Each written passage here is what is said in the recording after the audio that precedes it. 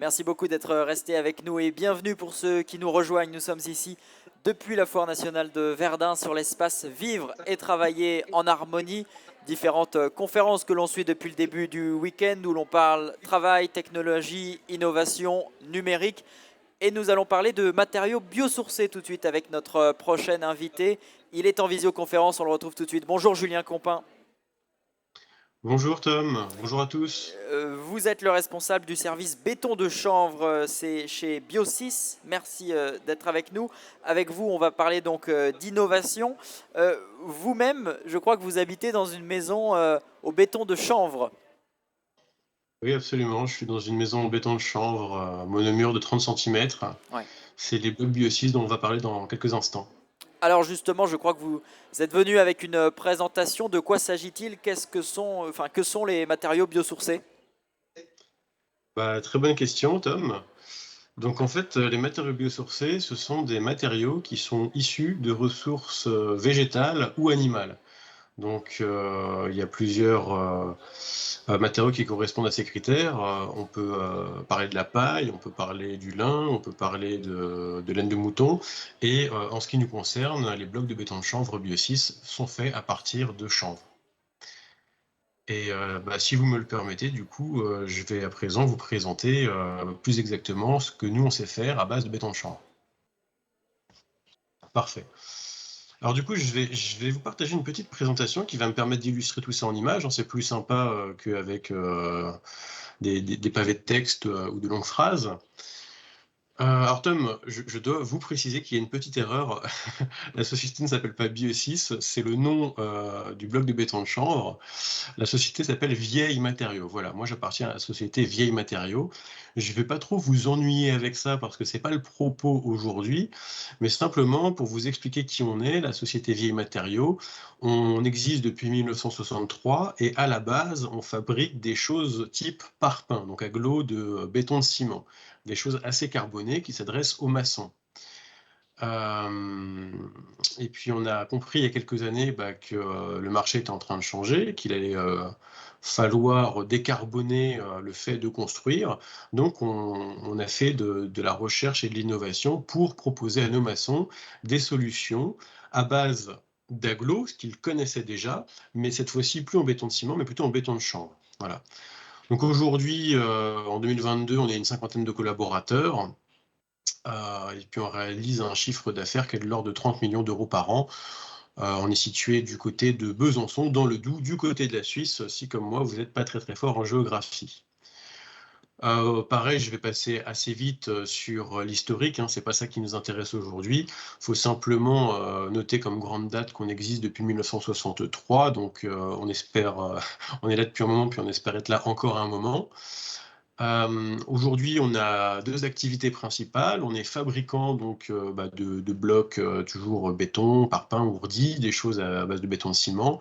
On est aussi fabricant de blocs de béton de chanvre désormais avec deux gammes, et on est aussi négoce de matériaux de construction généralistes dans le secteur du Doubs, donc du 25. Et maintenant, je vais vous parler justement de comment on en est venu à fabriquer des blocs de béton de chanvre. Donc, on s'est en fait associé au groupe Vicat, qui est le dernier cimentier français. Pour eux, l'intérêt, c'est évidemment d'aller aussi vers des choses un petit peu plus naturelles, un petit peu plus écologiques. Dans cette collaboration, le groupe Vicat nous fournit un liant très particulier qui ressemble beaucoup à de la chaux hydraulique. On en reparlera après. Et c'est aussi eux, parce que ce sont des gens qui ont une grosse force de frappe, hein, par rapport à nous, PME dans le 25, qui vont chercher tout ce qui va être certification. Et c'est très très important parce que ce qui manque de façon générale aux matériaux biosourcés, c'est la possibilité de rentrer dans le cadre d'une garantie décennale. Je pense que s'il y a des gens qui ont déjà fait construire, ils savent qu'on est obligé, en tant qu'artisan, de proposer une garantie décennale. Si on n'a pas cette garantie décennale, on ne peut pas exercer. Et si on a des matériaux qui ne rentrent pas dans le cadre d'une garantie décennale, on ne peut pas les proposer. Et souvent, c'est ce qui fait défaut avec les matériaux biosourcés. Donc c'est pour ça que cette collaboration, elle nous permet d'aller chercher des certifications type avis technique auprès du CSTB. Et puis, de notre côté, Vieille Matériaux, donc on fabrique les blocs et on les commercialise, on les fabrique dans notre usine qui est située à côté de Besançon. Voilà. Aujourd'hui, notre idée, hein, la base de cette collaboration, c'était vraiment de mettre le béton de chanvre à la portée de tous, parce qu'il faut savoir que les matériaux biosourcés, le béton de chanvre également, à la base, c'est quand même des choses qui sont réservées à des spécialistes. Vous ne pouvez pas aller voir n'importe quel artisan et lui demander de vous faire du béton de chanvre ou du béton de lin ou de la paille. Il faut aller voir quelqu'un qui est un spécialiste du sujet. Non seulement ça peut vouloir dire qu'il a des équipements particuliers qui vont coûter assez cher et donc au final le prix va aussi en pâtir, mais aussi ça veut dire qu'il faut qu'il ait suivi des formations qui rentrent dans le cadre d'une règle professionnelle, ce genre de choses. Donc c'est pas forcément évident à trouver. Là, l'idée c'était vraiment de se dire on va permettre à n'importe quel maçon de poser des blocs de béton de chanvre et donc in fine on va permettre à tout à chacun de pouvoir faire sa maison ou sa rénovation en bloc de béton de chanvre. Pour cela, il a fallu qu'on développe aussi une usine à partir de zéro, vraiment une usine qui est dédiée à la fabrication de blocs de béton de chanvre, parce que le béton de chanvre ne réagit pas du tout comme une matière type béton de ciment. Là, c'est quelque chose de très liquide, le béton de ciment, vous le mettez dans un moule, vous lui faites prendre la forme que vous voulez. Le béton de chanvre ne réagit pas du tout de la même façon. Le béton de chanvre, pour ceux qui cuisinent, alors c'est pas mon cas, je parle d'un truc que je connais pas très bien, mais je cuisine pas beaucoup de pâtisserie, mais c'est comme un gâteau en fait. Vous allez le mettre à la cuisson, ça va gonfler, et si votre outil de production il n'est pas adapté, en fait, vous n'arriverez pas à avoir une tolérance de fabrication qui soit rigoureuse, qui soit régulière et qui soit identique d'un bloc à l'autre. Donc, une fois qu'on s'est aperçu de ça, on a créé à partir de zéro une presse à fabriquer des blocs de béton de chanvre, puis ensuite une usine qui était vraiment adaptée à la matière plutôt que de demander à la matière de s'adapter à l'usine. Voilà. Donc ça, c'était la collaboration entre Vieille Matériaux et Quadra. Bon, ça, c'est pas très important qu'on le retienne. Faut juste savoir que Quadra, c'est le leader dans la fabrication de tout ce qui va être agglo classique et donc aujourd'hui également agglo béton de chanvre. Il faut savoir aussi que quand on parle de béton de chanvre, donc il y a une association qui s'appelle Construire en chanvre, qui fait un travail formidable, qui a développé le béton de chanvre depuis les années 90, je dirais, en France, sous forme de béton de chanvre projeté ou béton de chanvre banché. Cette association, elle tente de donner un cadre pour que chacun fasse pas n'importe quoi dans son coin. Et elle a identifié des couples qui sont valables. Alors qu'est-ce qu'on appelle un couple? Un couple, c'est le fait de mélanger un granulat et un liant. C'est déjà ce qu'on fait quand on fait du béton ciment en fait, hein. On mélange du sable, du gravier, ça c'est ce qui va être le granulat, et puis le liant, le ciment. C'est exactement pareil quand on parle de béton de chanvre, on va mélanger un granulat et un liant. Le granulat, c'est du chanvre, et plus exactement la chènevotte. Donc la chènevotte, c'est la tige du chanvre qu'on a concassée et qu'on a dépoussiérée. Et c'est exactement pareil si on fait du béton de chanvre sur chantier, donc sous forme de banchage ou de projection, ou si on fait du béton de chanvre dans une usine, hein. On va prendre toujours la même partie de la plante, c'est la tige. Dans notre formulation, ça c'est propre à nous, on va trouver 84% en termes de volume de chanvre, donc vraiment une grosse quantité de matière biosourcée. Ensuite, nous on va utiliser du ciment naturel Pron. Le ciment naturel Pron, c'est Vicat qui le fabrique, donc notre partenaire. Le mot ciment, souvent, il fait peur parce que la plupart des gens, dans leur idée, ciment, ça veut forcément dire ciment artificiel, ciment gris, ciment de Portland.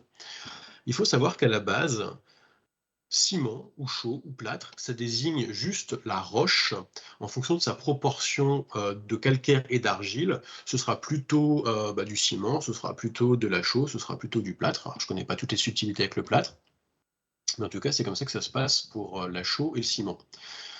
Donc ciment, finalement, ça veut juste dire roche argilo-calcaire avec beaucoup d'argile. Sinon, ça se comporte en tout point comme une chaux hydraulique. Le ciment naturel Pron se comporte comme une chaux hydraulique, c'est-à-dire qu'il va être perméable à la vapeur d'eau. Et c'est ça qui nous intéresse.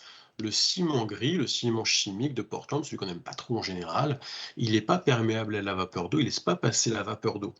C'est pour ça que quand on le met sur un mur en pierre, en fait, on risque de générer un désordre dans le temps. C'est pas du tout le cas du ciment naturel Pron qui est vraiment ouvert à la vapeur d'eau comme le serait une chaux hydraulique, hein, ça c'est important. Sinon c'est fabriqué pareil que de la chaux hydraulique, c'est cuit à basse température, alors on parle quand même de 800 ou 900 degrés, hein, faut pas mettre la main dans le four. C'est perméable à la vapeur d'eau, c'est broyé, c'est pas adjuvanté avec des produits chimiques, voilà, c'est vraiment quelque chose de relativement naturel si ce n'est la cuisson.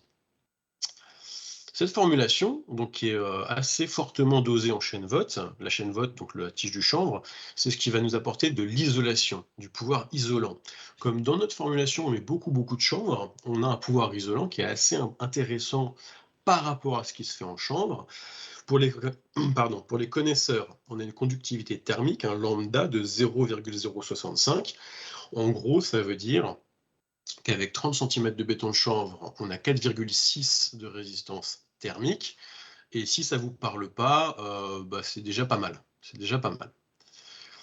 Disons qu'aujourd'hui, alors la RT 2012, il fallait avoir 3,54 de résistance thermique. Avec la RE 2020, maintenant, on essaie de passer autour de 5, mais on reviendra là-dessus un petit peu plus tard. Donc, ce qu'il faut retenir aussi par rapport à la formulation, c'est que tout ça, c'est des produits naturels. Il n'y a pas de produits chimiques, il n'y a pas d'adjuvants, il n'y a pas de chimie là-dedans.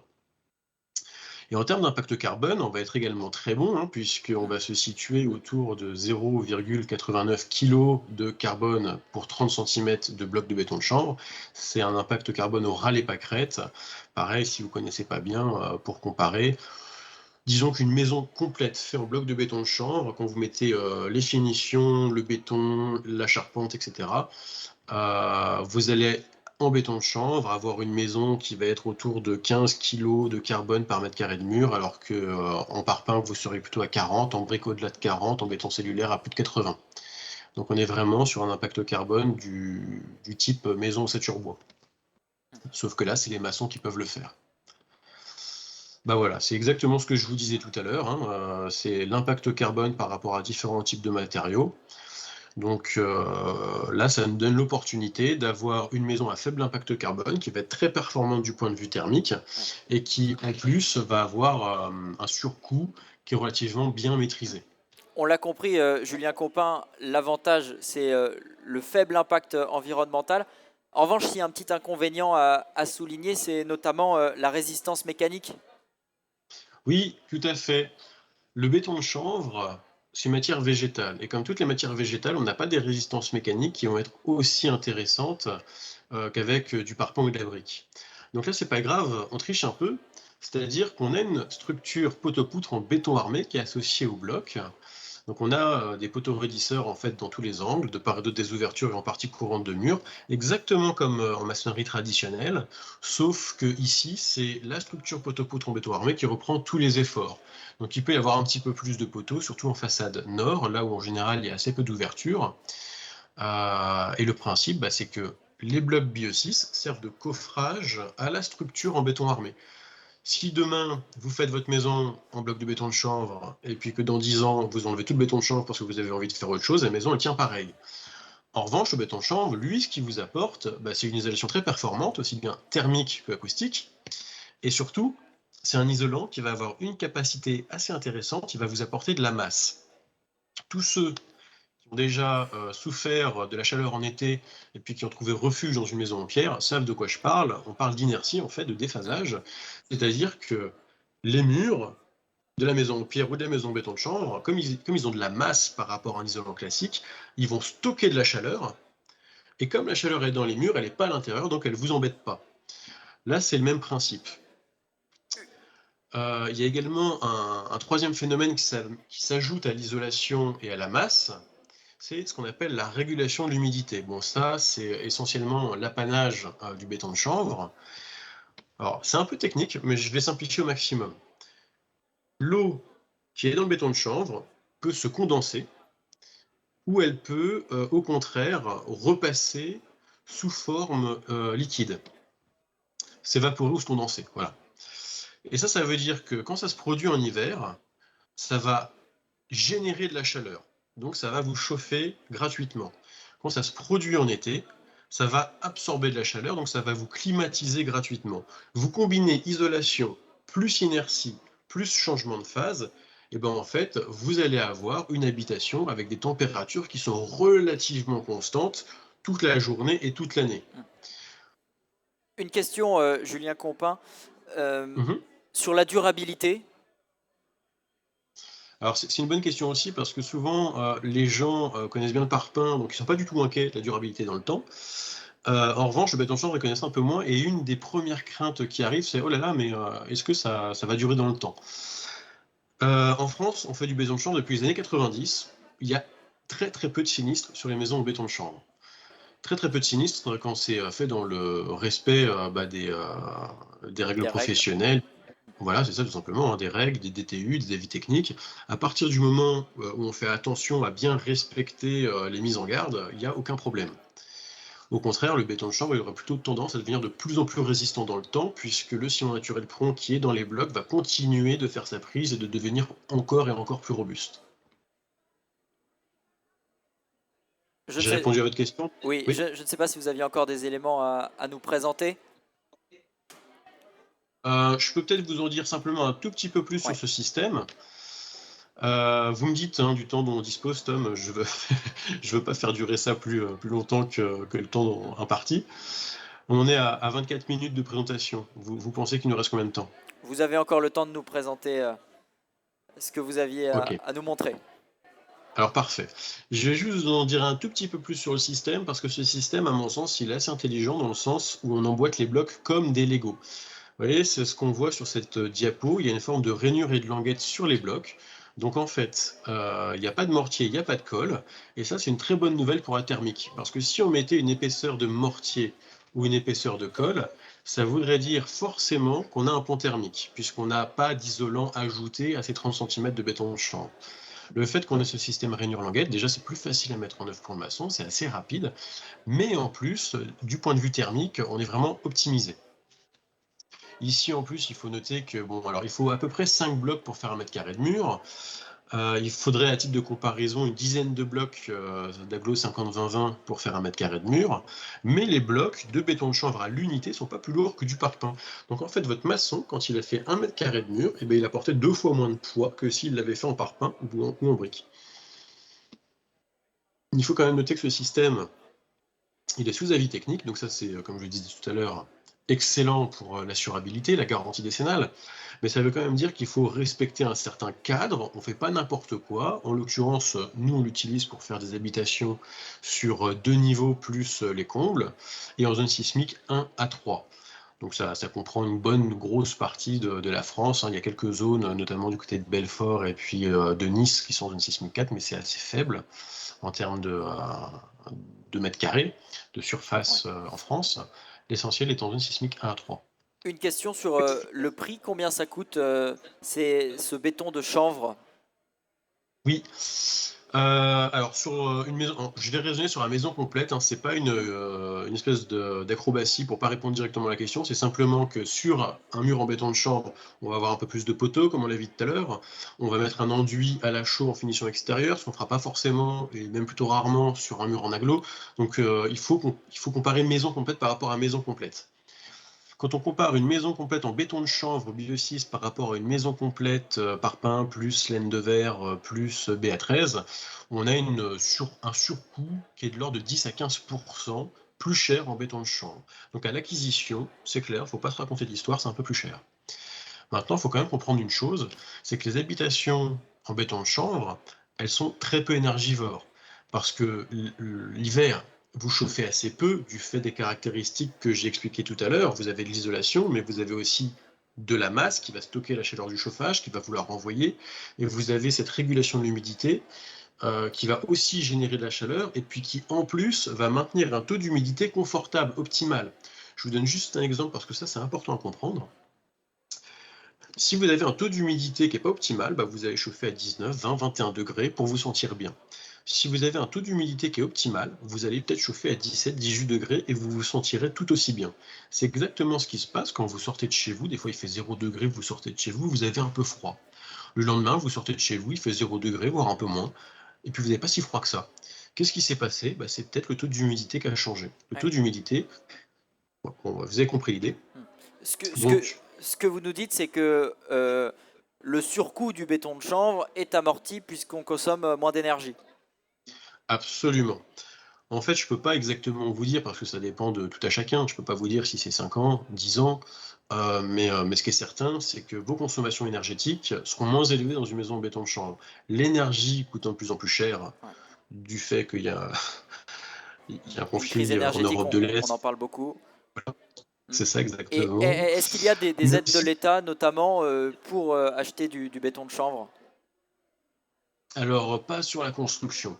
Il faut savoir que le cheval de bataille de l'État, pour l'instant en tout cas, c'est pas la construction. En France, je crois de mémoire qu'on construit environ 150 000 maisons par an, euh, mais, euh, mais c'est relativement faible par rapport à d'autres pays qui sont encore en train de construire. Nous, l'essentiel est déjà là. Le cheval de bataille de l'État, c'est plutôt la rénovation. Donc la construction de blocs de béton de chanvre, pour le moment, ne fait pas l'objet d'aide de l'État. Il y a des bruits de couloir, peut-être qu'on peut s'attendre à ce que ça change, mais en ce Et pour la moment, c'est pas le rénovation, cas. donc? Et ben pour la rénovation, ça va dépendre. Ça va dépendre. Alors là, je suis pas un expert sur le sujet, mais de mémoire, en fait, il faut pouvoir justifier qu'il y a une amélioration concrète des performances du bâtiment en termes d'isolation quand vous faites votre rénovation. Le problème de la plupart des matériaux biosourcés quand même, c'est que on prend pas en compte les caractéristiques intrinsèques, hein, du type la régulation de l'humidité, ça c'est pas pris en compte dans les calculs. Et du coup, bah, vos matériaux biosourcés, ils sont comparés sur la même base de calcul avec des matériaux type polyuréthane, polystyrène, laine de verre, qui sur le papier sont tout aussi bien, mais dans la pratique ne le sont pas. Donc, je suis pas sûr du tout qu'aujourd'hui, ce soit si facile que ça d'avoir des aides en rénovation, même en matériaux biosourcés, malheureusement. Le béton de chanvre, donc, pour construire ou pour rénover, comment on vous contacte? Si vous avez besoin de plus d'informations sur le sujet, c'est très simple. Il suffit de taper vieilles matériaux sur Google, voilà, donc c'est ce que vous voyez en bas de l'écran. Vieilles matériaux, c'est la société qui fabrique les blocs. Nous, on vous accompagne sur le chiffrage, le calpinage, l'optimisation des plans. Et si vous voulez directement nous envoyer un mail, vous retenez juste chanvre@vm comme vieille matériaux 25 parce qu'on est dans le doubs.fr. Eh bien, merci beaucoup, Julien Compin, d'être venu nous présenter donc le béton de chanvre, matériau biosourcé. Et je rappelle que vous êtes donc le responsable de ce service chez Vieille Matériaux. Merci beaucoup d'avoir été avec nous cet Je vous après-midi. en prie. Merci à vous, Tom. Merci à tous. Bonne fin de Merci journée. et très belle journée. Nous, on se retrouve pour la suite des conférences tout à l'heure. À 16h, nous serons avec Terence Kempfer, qui est le 16e joueur français de FIFA. Un autre sujet, nous parlerons donc de e-sport tout à l'heure à 16h.